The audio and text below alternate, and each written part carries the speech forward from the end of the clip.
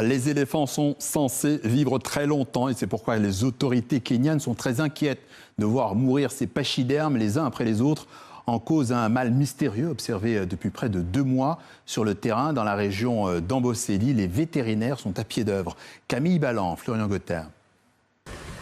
Il s'appelle Gengis Khan. Il a 11 ans et malgré ses efforts, ne parvient plus à se relever. Les vétérinaires lui injectent du glucose, sans grand espoir. Depuis 2 mois, au moins 19 éléphants sont morts dans cette région touristique du sud du Kenya, selon les autorités locales. Des femelles pour la plupart et de jeunes mâles, comme lui. Sur place, personne ne se fait d'illusions. Il sera la 20e victime. Tous présentent les mêmes signes. Ils marchent de plus en plus difficilement, respirent mal, puis ne tiennent plus debout. L'agonie peut alors durer des jours. Nous avons encore du mal à comprendre ce qui se passe. Nous avons vu des hyènes manger les carcasses et elles ne meurent pas. Des vautours s'en nourrir et ils ne meurent pas.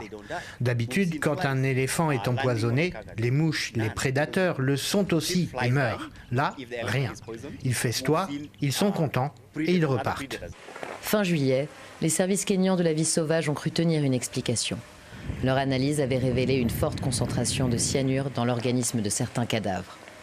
Le poison viendrait, selon eux, des pesticides pulvérisés sur les fruits des fermes voisines. Cependant, plusieurs spécialistes balaient cette piste et réfutent toute utilisation de ce composé chimique. Dans une autre réserve, personne ne croit à cette explication. Quand ces éléphants ont commencé à mourir, nous avons été très affectés.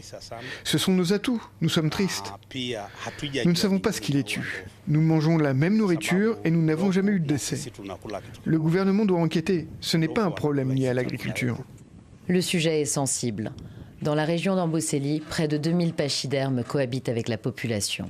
S'ils font la renommée de cette savane surplombée par le Kilimandjaro et rapportent gros au secteur du tourisme, ils sont aussi source de conflits fréquents avec les habitants, détruisant parfois les cultures, entraînant des pertes ou encore des accidents mortels.